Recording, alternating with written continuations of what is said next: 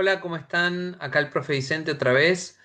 En esta ocasión les voy a presentar un video que nos sirve de introducción a Domingo Faustino Sarmiento, un escritor importantísimo de la literatura argentina del siglo XIX y que a la sazón también fue presidente de nuestro país.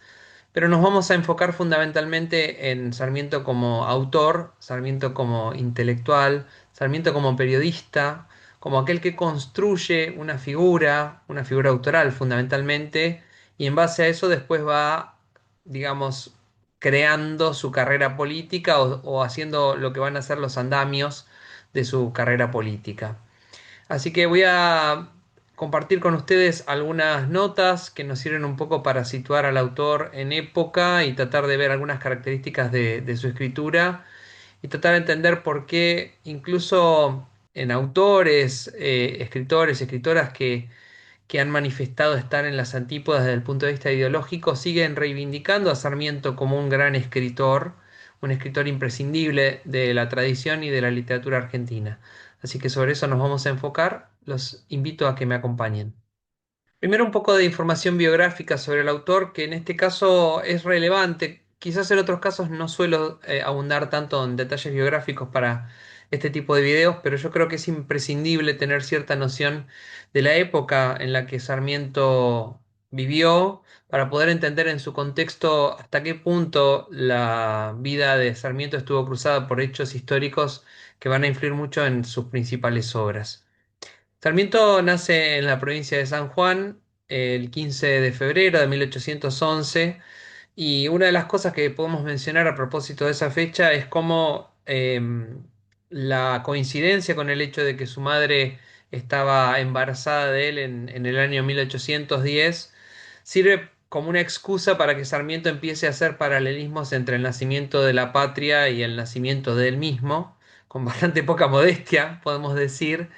Esto de alguna manera va a generar un mito en el cual, sobre todo en una obra como Recuerdos de Provincia, todo el tiempo Sarmiento va a estar haciendo paralelismos entre el desarrollo histórico de la Argentina y su propia formación como intelectual y como persona.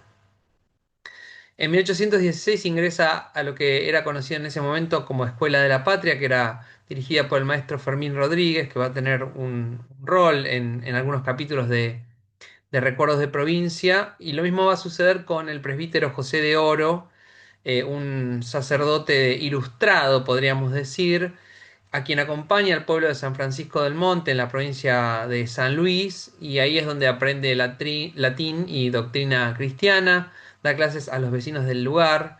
Si ustedes visitan San Francisco del Monte de Oro, todavía en la actualidad se puede ver eh, lo que queda, digamos, la tapera de la escuela donde enseñó sus primeras clases, Domingo Faustino Sarmiento. Ya muy tempranamente empieza a construir un poco su carrera periodística. En 1839 funda el periódico El Sonda y hacia 1840, ya en plena época del rosismo, sufre prisión y amenazas y va a emigrar a Chile. Y ahí es donde inicia lo que solemos conocer como el periodo chileno, que va a durar entre 1840 y 1852, en el que por razones políticas Sarmiento se ve impedido de regresar a la Argentina, pero eso no le impide viajar por muchos otros países y continentes del mundo. En ese periodo va a construir y escribir la parte más notable de su obra, y en ese sentido hay que mencionar que hay como una especie de paralelismo entre Sarmiento y Alberdi, que en varios aspectos era, digamos, una figura similar, pero también rival a la de Sarmiento por su importancia como escritor y por su construcción también como candidato político.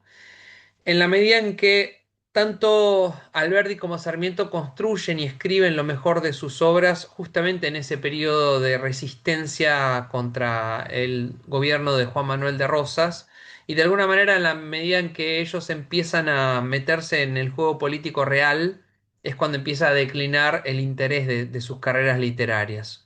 De alguna manera eso implicaría que no pueden hacer las dos cosas a la vez, o por lo menos no con la misma eficacia. En 1841, Sarmiento va a publicar su primer artículo en el Mercurio con seudónimo, empezando su labor periodística, Y esto está narrado con bastante lujo de detalles en Recuerdos de Provincia, casi como si fuera algo así como una escena iniciática de un personaje de una novela romántica, porque realmente está como muy pendiente el personaje que construye Sarmiento ahí en Recuerdos de Provincia, casi como si de eso dependiera su vida. También hay que mencionar cómo Sarmiento utiliza muchas veces, a veces ofensas o desaires bastante nimios y bastante irrelevantes para usarlos como excusa para construir obras muy importantes, como por ejemplo Mi Defensa, que en principio surge a partir de un escrito que escribe contra él un tal Godoy y que él utiliza para construir una especie de apología de sí mismo. Lo mismo va a suceder más adelante con Recuerdos de Provincia, en el cual él está como intentando limpiar su nombre de una supuesta campaña del gobierno argentino en su contra ante el gobierno chileno. Por supuesto, tenemos que mencionar Facundo o Civilización y Barbarie en las Pampas Argentinas, publicado en 1845. Y también en esa fecha es que él inicia sus viajes por Europa, África y América, que después va a publicar. Y también conoce a Esteban Echeverría en Montevideo, que era otro de los intelectuales que estaba exiliado durante la época el gobierno de Juan Manuel de Rosas. Eh, Después de publicar una obra como Argirópolis, quizás la última obra más importante de Sarmiento sea Campaña en el Ejército Grande, en el cual justamente él detalla cómo forma parte de ese ejército que está intentando derrotar a Juan Manuel de Rosas, de alguna manera también amplificando o exagerando un poco su papel ahí, que es algo muy parecido a lo que vemos en Recuerdos de Provincia cuando él narra su iniciación militar diciendo algo así como hubiera sido un héroe. Una frase bastante curiosa teniendo en cuenta que no hay una construcción heroica real, digamos, ¿no? En ese momento cae el gobierno de Juan Manuel de Rosas a manos de Justo José de Urquiza y por supuesto se abre un nuevo periodo en la política argentina, pero hay que mencionar que Sarmiento rápidamente se distancia de Urquiza, temiendo que corra una suerte similar a la de Rosas, es decir, que a partir de su influencia como caudillo gobierne el país de una manera muy parecida. En ese sentido, bueno, hay también como una especie de favoritismo hacia las ideas de Alberti, porque es este quien de alguna manera va a fundar lo que va a ser después nuestra Constitución Nacional a partir del libro Bases de 1852. Y hacia 1856 empieza fuertemente la carrera política de Sarmiento como concejal de la ciudad de Buenos Aires.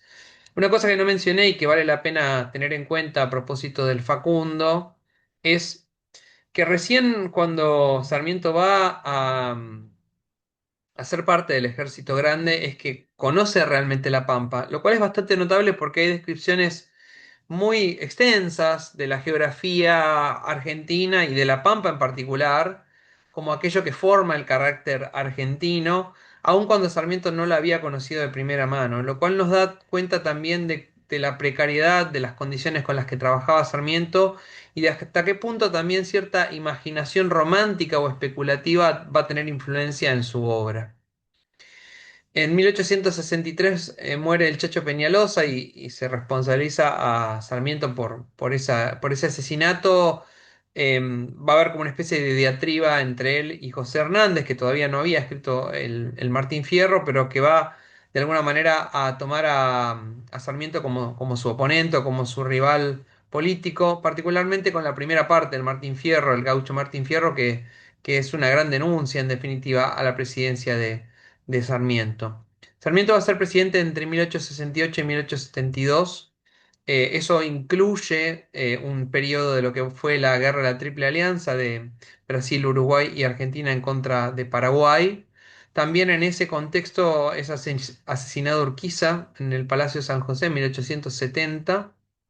No podemos obviar, por supuesto, la importancia que tiene Sarmiento a nivel educativo en la Argentina. No, no voy a detallar eso porque hay muchos videos y muchos textos que dan cuenta de la importancia de Sarmiento como innovador, digamos, y renovador del aula argentina, pero tenemos que mencionar la Ley 1420, que es fundacional para la educación argentina de 1884. También es bastante interesante para mencionar su biografía sobre su hijo adoptivo, Dominguito, vida de Dominguito, que había fallecido, cuyo hijo había fallecido en 1866, pero cuya biografía va a publicar recién 20 años después, en 1886. Y también es importante subrayar que Sarmiento detecta tempranamente, promocionando la difusión de un artículo de José Martí sobre la Estatua de la Libertad, la importancia que va a tener Martí como periodista. O sea que de alguna manera dos grandes autores, dos grandes periodistas del siglo XIX o XX incluso, se tocan brevemente en sus biografías y es interesante que Sarmiento reconozca eh, el potencial literario que va a tener la figura de José Martí más adelante. Muere en Asunción de Paraguay en 1888 y sus restos van a ser repatriados y actualmente están en el cementerio de la Recoleta de Buenos Aires. Respecto de Sarmiento como escritor, es importante subrayar que Sarmiento no utiliza, por lo menos no a priori, la ficción como género, y esto tiene mucho que ver con cierto utilitarismo que identificaba Sarmiento para la literatura. Martín Prieto va a decir que para Sarmiento la literatura no fue un instrumento, no fue sino un instrumento de batalla con evidente finalidad política, pero a su vez va a ser Ezequiel Martínez Estrada quien diga que en gran medida, el desarrollo de la actividad política de Sarmiento se va a apoyar fundamentalmente en sus méritos como escritor, o sea que hay una retroalimentación. En todo caso, lo que no hay o no vamos a encontrar en Sarmiento es un uso deliberado de la ficción, como sí sucede con un autor como Hernández, ¿no? Incluso los pasajes más imaginativos o especulativos tienen todavía el pacto de lectura de la no ficción y de un género que ahora llamaríamos crónica en todo caso, ¿no? O autobiografía eventualmente. Dos de los géneros entonces que va a trabajar Sarmiento como los más importantes en su obra van a ser la biografía y la autobiografía, pero siempre y en todos los casos sus obras van a estar atravesadas por el yo y por su figura autoral. Y en general, la convención genérica de la biografía y de la autobiografía va a estar desestabilizada por otros géneros que de alguna manera vienen como a contaminarlos, ¿no? El relato de la historia, los episodios narrativos autónomos, el ensayo sociológico, el ensayo político. Todo eso lo vamos a ver en todas sus grandes obras, en El Facundo, en Recuerdos de Provincia, en Campaña del Ejército Grande, en sus viajes, por supuesto. Algunas características interesantes que tenemos que mencionar de la literatura de Sarmiento. Por un lado, hay un uso que podríamos llamar bárbaro de las citas. Esto lo dice Piglia en Notas sobre Facundo, subrayando un poco esa especie de paradoja que se da en Sarmiento entre erudición y barbarie, porque si bien todo el tiempo Sarmiento está recurriendo a la biblioteca, está recurriendo a la imagen de la erudición, también de alguna manera a veces lo hace de manera bastante tosca y bastante poco específica, ¿no? Bastante desprolija.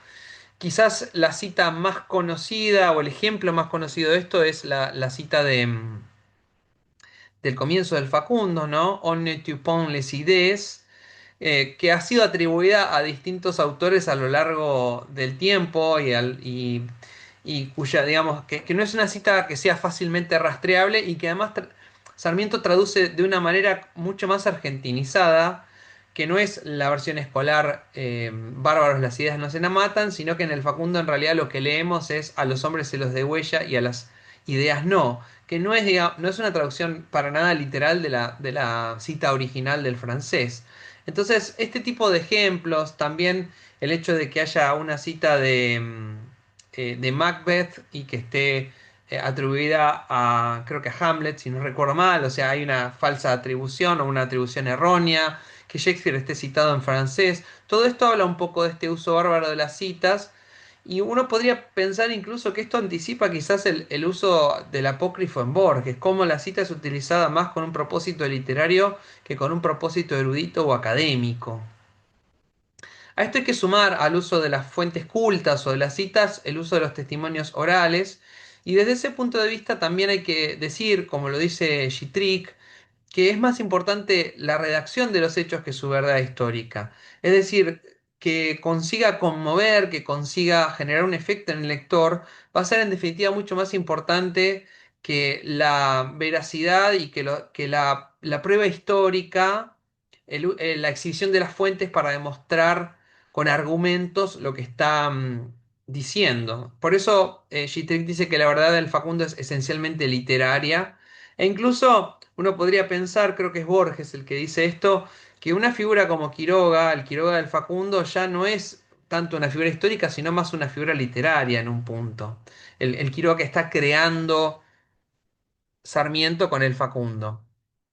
También hay cierta resistencia a las correcciones y a las rectificaciones. Esto lo van a decir Altamirano y Sarlo en un artículo muy, muy completo que tienen sobre Recuerdo de Provincia, donde muestran que en definitiva, en lugar de corregir como hubiera hecho cualquier otro autor, Sarmiento enmienda el texto sobre la marcha, hace referencia a algo que ya escribió y que no piensa corregir, y lo corrige a posteriori en un capítulo que viene después aún teniendo la posibilidad de revisar el original y de hacer modificaciones. Hay algo ahí entonces que tiene que ver con la teoría romántica de la improvisación, del impromptu, que tiene mucho que ver con la estética con la que está trabajando Domingo Faustino Sarmiento. Otra característica, otro rasgo importante e interesante va a ser el orientalismo como un modo de explicar o de acercar la realidad americana al público europeo, es decir, pensar en los elementos exóticos de la realidad americana y hacer paralelismos con Asia, sobre todo con el Medio Oriente. Hay un artículo importantísimo de Ricardo Piglia, que está en el libro La Argentina en Pedazos, donde Piglia habla de dos comienzos o dos fundaciones de la literatura argentina, una que sería ficcional y la otra que sería no ficcional, que son respectivamente El Matadero de Echeverría y El comienzo del Facundo. Y el contraste que hace Piglia al respecto da cuenta de que en el matadero se intenta narrar la otra clase social, la que aparece representada por los hombres de El Matadero, que sin duda son quizás lo más atractivo, lo más interesante del cuento, Mata Siete y los otros hombres, mientras que en el Facundo lo que intenta hacer Sarmiento, y lo va a hacer consistentemente a lo largo de su obra, es narrar la propia clase social. Si en el Matadero se da ingreso al habla popular, lo que va a hacer en el Facundo, siempre que aparezca esta habla popular, es citarlo de manera mucho más controlada. Va a haber pasajes o transcripciones de la oralidad, pero no se le va a dar rienda suelta a la oralidad. Entonces tenemos ahí una diferencia que en el Matadero de alguna manera se emparenta mucho más con la gauchesca, con el uso del habla del otro y de otra clase social. En el Matadero, por supuesto, tendríamos la fundación de un relato ficcional, lo que es considerado el primer cuento moderno argentino, mientras que en el Facundo tenemos una autobiografía o relato histórico, y a su vez las dos opciones que presentan estas dos fundaciones ante el rosismo en términos políticos son la muerte o el exilio. Por eso no es casual que un autor como David Viñas señale que la literatura argentina empieza con rosas. Lo dice en Literatura Argentina y Realidad Política y después va reformulando esa frase con otras variantes, por ejemplo de Sarmiento a Cortázar y en Literatura Argentina y Política, sacando la palabra realidad.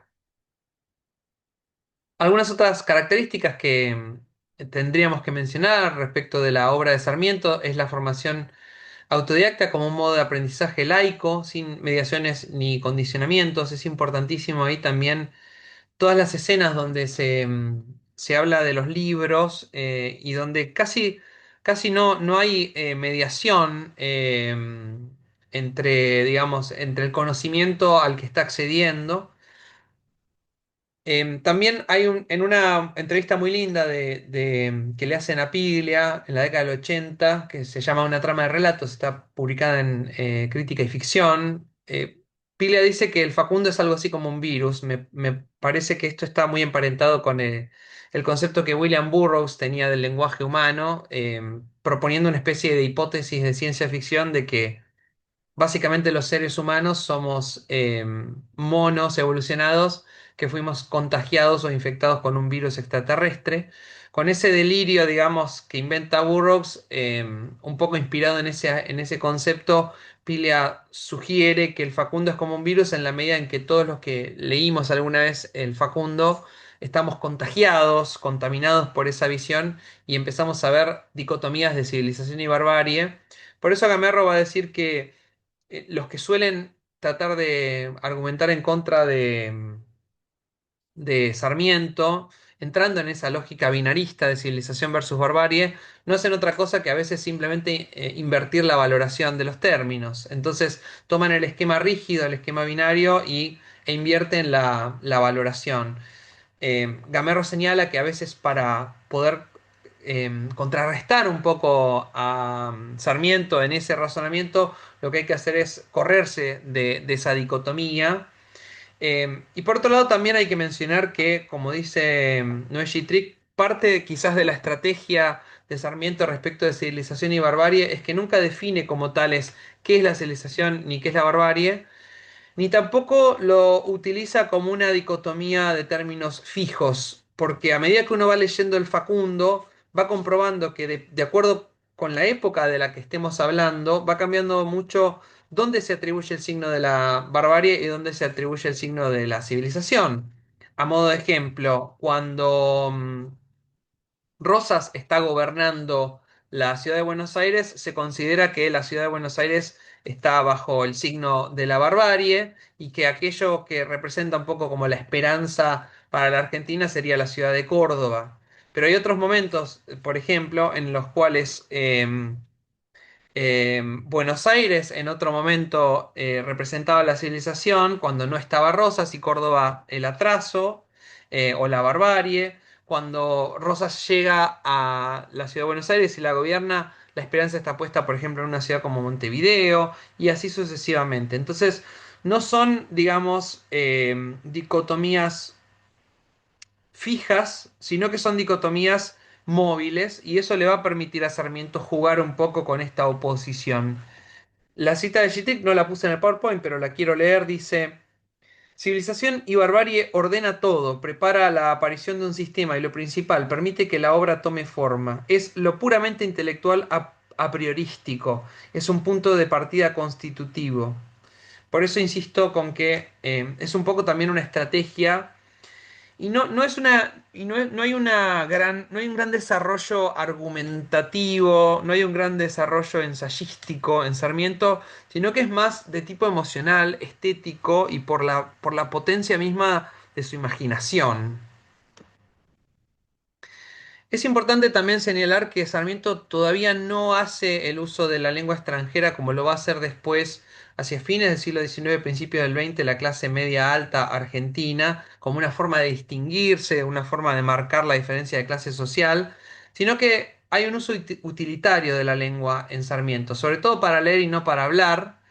Entonces, por eso también es el lenguaje en Sarmiento es un lenguaje bastante extraño. Utiliza casticismos para las convenciones gramaticales, galicismos como producto de sus contenidos, y de alguna manera ese uso muy particular que tiene su literatura es el que lleva a Borges a decir que se puede corregir pero no igualar sus textos. Gamerro a su vez va a decir que hay una impudicia verbal y un uso babélico del lenguaje que emparenta un poco a Sarmiento con Arlt por este uso desprolijo pero a su vez fascinante que hace de la lengua y del idioma. Hay una cita de Borges que dice: no hay una de sus frases examinada que no sea corregible. Cualquier hombre de letras puede señalar sus errores. Sin embargo, ese incriminado texto es eficacísimo, aunque no sepamos por qué. La virtud de la literatura de Sarmiento queda demostrada por su eficacia. El curioso lector puede comparar algún episodio de estos recuerdos de provincia o de cualquier otro libro autobiográfico de su pluma con la correspondiente versión del mismo episodio en las trabajadas páginas de Lugones. Línea por línea, la versión de Lugones es superior. En conjunto es harto más conmovedora y patética la de Sarmiento. Cualquiera puede corregir lo escrito por él, nadie puede igualarlo. Que es algo muy similar a lo que se va a decir eventualmente de Arlt. Es un escritor cuya escritura se puede corregir, pero cuya potencia no se puede igualar o no se puede equiparar. Bueno, en mi defensa, como dije recién, él toma como excusa una serie de comentarios adversos presentados por un escritor chileno llamado Domingo Godoy, y eso funciona como un elogio de la meritocracia liberal, y el personaje o narrador se presenta como hijo de sus obras. Sin embargo, y paradójicamente, como dicen Altamirano y Sarlo, la acumulación de méritos no produce ninguna modificación de ningún tipo en el personaje principal. Mientras que Recuerdo de Provincia, que es 7 años posterior, está dirigido a mis compatriotas solamente, dice Sarmiento, y hace más compleja la apuesta de mi defensa porque tiene una doble apelación o doble faz.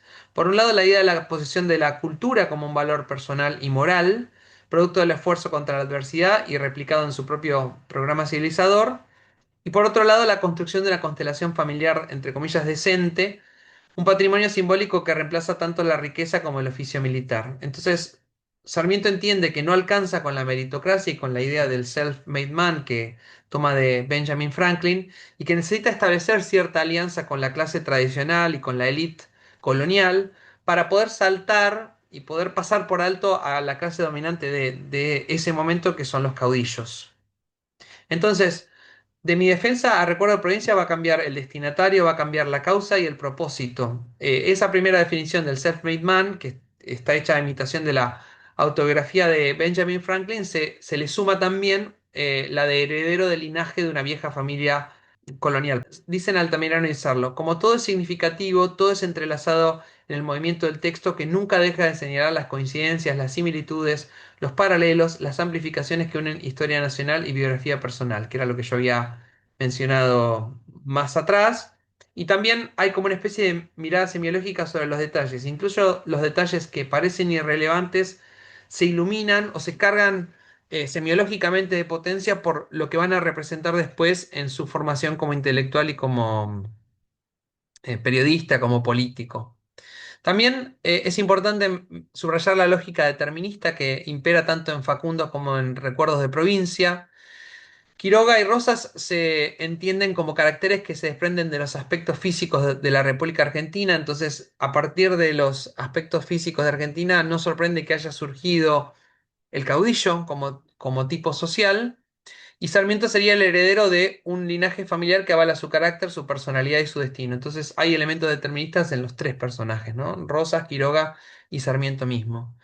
Dice Prieto, si la historia bárbara de una nación bárbara, producto de un territorio y una naturaleza bárbaras, solo puede ser contada a través de la vida de un caudillo bárbaro, él también, ¿dónde anida la civilización? Pues en Sarmiento. Pero Sarmiento no se manifiesta en tanto personaje convencional de la obra, sino en tanto autor. Como va a decir Gamerro, de alguna manera el Facundo inaugura lo que van a hacer, lo que va a ser una especie de figura repetida en la literatura argentina, que es la oposición de un escritor contra un político. Podríamos pensar en Borges contra Perón, en Victoria Ocampo contra Eva Perón, en Walsh quizás enfrentado a los políticos de la Revolución Libertadora, en Operación Masacre, en fin, se empieza a inaugurar esta serie que comienza Sarmiento contra Rosas, y además Sarmiento consigue que Rosas le conteste, que de alguna manera hace o logra que lo reconozca como un rival válido, porque Rosas podría tranquilamente haberlo ignorado. Dicen Altamira en analizarlo, su propia biografía es portadora de un sentido histórico tal como era la biografía de Quiroga. Mientras las peripecias de la biografía de Quiroga revelaban el significado de la barbarie, los trabajos de la biografía de Sarmiento ponen de manifiesto los esfuerzos de la civilización. Y la otra cita dice, en efecto, toda la historia de su aprendizaje es al mismo tiempo la historia de las dificultades materiales y sociales de su educación. El azar y la política bárbara son las dos figuras de la fatalidad y fue justamente contra ambas como Sarmiento adquirió su cultura para transformarla luego en arma contra la barbarie y la arbitrariedad, dicen Altamirano y Sarlo. Bueno, les dejo la bibliografía para que la puedan consultar. Por supuesto, esto es solo una introducción. No hablé de manera extensa ni de Recuerdos de Provincia ni del Facundo, pero espero que les sirva como una introducción al autor y algunas de las características principales que tiene su obra. Y bueno, ojalá los incentive a meterse un poco en la literatura de Sarmiento, que es ciertamente fascinante. Y bueno, es uno de esos autores insoslayables. Cuanto más uno lee a Sarmiento, más se da cuenta de la importancia y la influencia que tuvo en toda la tradición literaria que vino después. Y creo que son muy pocos los casos en los cuales haya una figura similar en términos de la importancia a nivel literario y político a la vez. Creo que hay muy pocos ejemplos en la literatura universal de esto, así que realmente es una figura singular que vale la pena conocer. Muchas gracias por ver y nos vemos en el próximo video. Hasta luego.